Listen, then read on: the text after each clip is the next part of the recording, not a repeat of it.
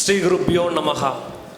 அடியார்களாகிய ஆஸ்திகர்கள் கூடியிருக்கக்கூடிய இந்த கோஷ்டியிலே அடியனுடைய பிரணாமங்களை முதற்கண் விண்ணப்பிக்கிறேன். ஸோ கோயம்புத்தூரில் இது என்னுடைய 2வது speech. So first speech already ஒரு முறை கொடுத்துருக்கேன். இது செகண்ட் ஸ்பீச்சு. ஸோ சகாதேவர் அப்படின்னா நமக்கு ஜோஷின்னா ஒருத்தர் ஞாபகம் வருவார். அவர் யாருன்னா வரதா சகாதேவர். சகாதேவருக்கு என்ன விசேஷங்க? நம்ம எல்லாம் கதைகள் கேட்டிருப்போம். அந்த கதைகளில் அவர் அந்த கட்ட விரலை சாப்பிட்ருப்பாரு அப்படின்னு ஒரு பக்கம் சொல்லுவாங்க, சுண்டு விரலை சாப்பிட்ருப்பாரு. அதனால அவருக்கு அந்த ஞானம் வந்ததுன்னு. சகாதேவர் கிட்ட யார் படிச்சாலும் அவங்களுக்கெல்லாம் பரிபூர்ண ஞானம் வரும். அதாவது நீங்க 2 கிரகம் எடுத்துக்கோங்க, சந்திரன் சனி. இந்த சந்திரன் சனி சேர்க்க இருந்தா உடனே என்ன பண்றாங்க? புணர்ப்பு தோஷம் சொல்லிடுறாங்க. ஆனா என்ன லக்னத்துக்கு அது புணர்ப்பு? இப்போ ஒரு மனுஷன் டாக்டர்கிட்ட எதுக்கு போறோம்? நோயை குணப்படுத்திக்கிறோம். தலைவலி வராம தலைவலி மாத்திரை சாப்பிட்றோமா? இல்ல. ஜோசியர்கிட்ட எதுக்கு போறோம்? நம்மகிட்ட என்ன பிளஸ் இருக்கு, என்ன மைனஸ் இருக்கு. எப்பவுமே நம்ம பிளஸ் விட்டுருவோம். 10 நோட்ஸ் வாத்தியார் கொடுத்துருவோம், அந்த 10 நோட்ஸ் மறந்துடுவோம். 11 சொல்ல வராரு, அதை மட்டும் சொல்லாம போயிட்டாருன்னு கேட்போம். அப்ப நம்ம கிட்ட என்ன இருக்கு? நம்ம விஷுவல்ல எங்க ஒரு இண்டிகேஷன்ஸ் இருக்கு. அப்போ அதுக்கு என்ன பேர்னா புணர்ப்புன்னு பேரு.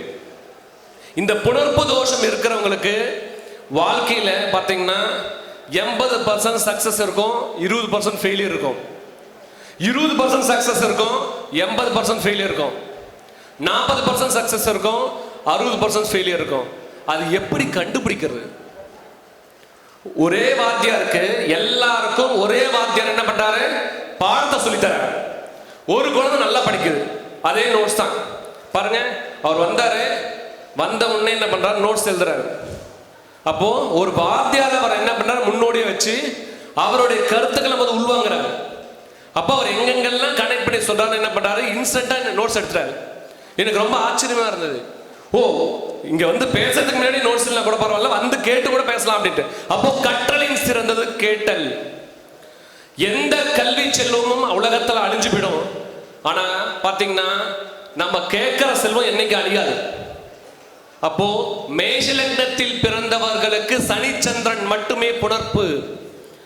ஒரு ஜாதகத்துல நீங்க எடுத்தோடனே புணர்ப்பு தோஷம் அப்படின்னா சனி என்னது? ரொம்ப நிதானமா போகக்கூடியவர். சந்திரனா ரொம்ப வேகமா போகக்கூடியவர். சோ அப்போ சனிச்சந்திரன் சேர்க்கையினால வாழ்க்கையில் இழக்கக்கூடிய சூழல் ஏற்படும். நல்லது பரிபூர்ணமா வராததுக்கு ஒரு காரணமா அமையுமா?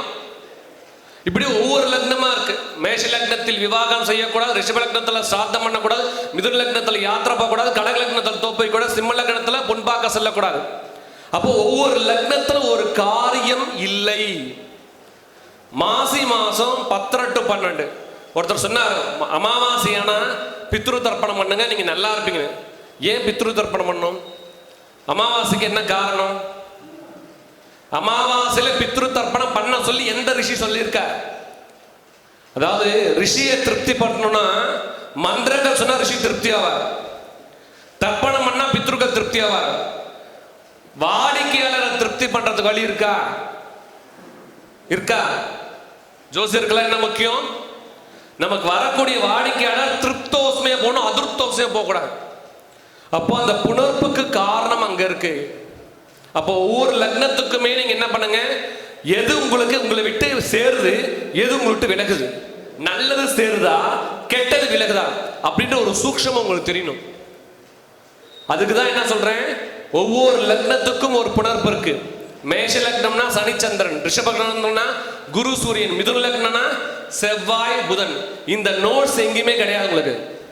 கொஞ்ச நேரத்துக்கு முன்னாடி போனோம், யார் யாரெல்லாம் கடன் வாங்கக்கூடாது பார்த்தீங்கன்னா யூடியூப் திறந்தாலும் சரி, ஜோசியர் எல்லாரும் ஒரு பெரிய லிஸ்டே கொடுத்துருப்பாங்க. கடன் வாங்கினா சீக்கிரம் அடையறதுக்கான வழிகள் எல்லாம் நிறைய பரிகாரம், குப்பை மேல குப்பையா இருக்கும். கடன் வாங்கக்கூடாது நாள் தெரியணுமா இல்லையா? இல்லையா? கடன் வாங்கக்கூடாது நாள் தெரியணும், கடன் என்னைக்கு வாங்கினா அடைக்கணும் நாள் தெரியணும். இது ரெண்டுமே தெரியாது. அப்போ முதல்ல கடன் வாங்கக்கூடிய நாள் தெரிஞ்சுக்கணும். என்னைக்கு கடன் வாங்கினா அடைச்சிடலாம், இப்போ தொழில் நடத்துறாங்க. தொழில் நடக்கும் போது 10ஆம் இடமும் 4ஆம் இடமும் சுத்தமாக தான் தொழில் ஆரம்பிங்கன்னு பஞ்சாங்கில் ஒரு குறிப்பு போட்டிருப்பாங்க. ஏன் 10ஆம் இடமும் 4ஆம் இடமும்? நம்ம 2 விஷயம் எப்பயுமே படிக்கணும். நம்ம படிக்கிற விஷயம் கரெக்டா, அதை அப்ளை பண்ணா நமக்கு ரிசல்ட் வருமா? இது 2 தான் தேவை. அப்போ அது இல்லை. 10ஆம் இடமும் 4ஆம் இடமும் சுத்தமா இருக்கும் போது என்ன செய்யணும்? பிசினஸ் தொடங்குங்கன்னு சொன்னாங்க. அப்போ பிசினஸ் தொடங்குறதுக்கு யார் யாரெல்லாம் கடன் வாங்கணுன்றவங்க புனர்பூச நட்சத்திரம் அன்னைக்கு வாங்க, உங்களுக்கு பிரச்சனை சால்வ். ஆனா அந்த புனர்பூச நட்சத்திரம் எல்லாருக்கும் சுட்டபுல் ஆகுமா? திருவோண நட்சத்திரத்தில் பிறந்தவர்கள் மட்டும் புனர்பூச நட்சத்திரம் கடன் வாங்கினா விமோச்சனமாகும்.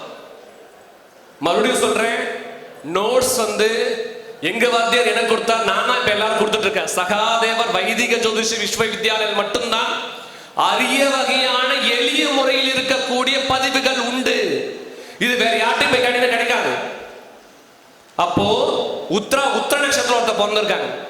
புனர்பூசம், உத்திரம், அவிட்டம், இந்த 3 நட்சத்திரம் கடன் வாங்கினீங்கன்னா உங்களுக்கு என்ன ஆகும்? கடன் சீக்கிரம் அடைச்சிருவீங்க. அப்ப வாங்கக்கூடிய நாள் தெரியணும். எந்த நட்சத்திரத்தில் பிறந்தவங்க வாங்கினா அவங்களுக்கு வாழ்க்கை வளமாகும். இப்போ ஒரு தொழில் அமைகிறதுக்கு கடன் வாங்கணும் அப்படின்னா, திருவோணத்தில் ஒருத்தர் பிறந்திருந்தா புனர்பூச நட்சத்திரம் அன்னைக்கு வாங்கினீங்கன்னா உங்களுக்கு என்னவும்? அபிவிருத்தி ஆகும், சீக்கிரம் அந்த கடன் அடைவீங்க. அதே ஒரு உத்திர நட்சத்திரத்தில் பிறந்தவங்க உத்திரட்டாத நட்சத்திரம் அன்னைக்கு கடன் வாங்கினீங்கன்னா வீடு கட்டுறதுக்கு உபகாரமா இருக்கும். எந்த நாள்ல கடன் வாங்கணும் இருக்கா? நோட்ஸ் எங்கன்னா எல்லார் கையிலும் மேடலுக்கு பார்த்த நானும் எல்லார் கையிலும் ஒரு நோட்ஸ் வச்சிருக்காங்க. ஸோ நோட்ஸ் நீங்க கலெக்ட் பண்ணுங்க. அதில் இருக்கிற ஒரு சப்ஜெக்ட் விட்டாங்க, கான்செப்ட் விட்டாங்க. நோட்ஸ் நம்மளுடைய ஐடியாவை இம்ப்ரூவ் பண்ணக்கூடிய ஒரு ரெஃபரன்ஸுங்க. அது ஏன் சொல்லியிருக்காங்கன்ற ரீசனை கண்டுபிடிக்கலன்னா நீங்க காலம் முழுவதும் புத்தக புழுவாதான் இருப்பீங்க, அதுல மீண்டு வர மாட்டீங்க. அப்போ உங்களுக்கு கான்செப்ட் தெரியணும். ஏன் அந்த பிள்ளையாருக்கு ஏன் தேங்காய் உடைக்கணும்? பிள்ளையார் முதல் கடவுள் எங்க இருக்கு? நானும் வேலை படிச்சுதான் வந்திருக்கேன். பிள்ளையார 4 வேதத்துல முதல்ல பிள்ளையார் தேங்காய் உடைக்கணும் எங்க இருக்கு? விக்னம் நிக்னந்தி சததம் விக்ஷ்வக்ஷேனம் த்ரமாஸ்ரயன் இருக்கு. கலியுகத்துல நிறைய தடைகள் வருமா. ஒரு பக்கம் போனா என்னாகும்? பெரிய துன்பம் வருமா. இந்த திசையில போனா துன்பம் வருமா, இந்த திசையில போனா. அதாவது கேந்திர லாபம் ஒண்ணு இருக்கு, கேந்திர தோஷம் ஒண்ணு இருக்கு. தெரியுமா உங்களுக்கு? வடக்கு திசை லக்னமாக அமைவர்களுக்கு மட்டும் குருவும் புதனும் பலம் கொடுப்பார்கள்.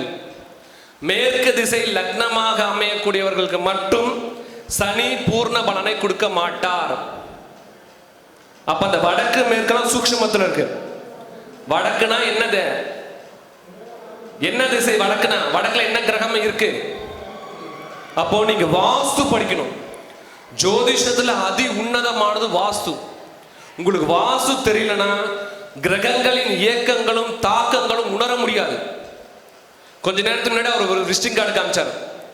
ஸோ அந்த விசிட்டிங் கார்டில் பார்த்தீங்கன்னா லாபம் இல்லாததுக்கு என்னவோ அதை முதல் நமக்கு வரும்.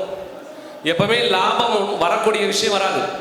ஒரு விசிட்டிங் கார்டில் எப்பவுமே தென்கிழக்கு மூலை எம்டியா விட்டுறணும். ஒரு விசிட்டிங் கார்டு எடுத்து பாருங்க, கார்னர்ல என்ன பண்ணும்? எம்டியா விட்டுறணும். உங்களுடைய லோகோ எங்க இருக்கணும்? உங்களுடைய சிம்பிள் எங்க இருக்கணும்? இப்போ ஒருத்தர் ஹோட்டல் கடை ஆரம்பிக்கிறார்னா ஆரஞ்சு கலர்ல மட்டும்தான் பேனர் போடணும். ஏன்?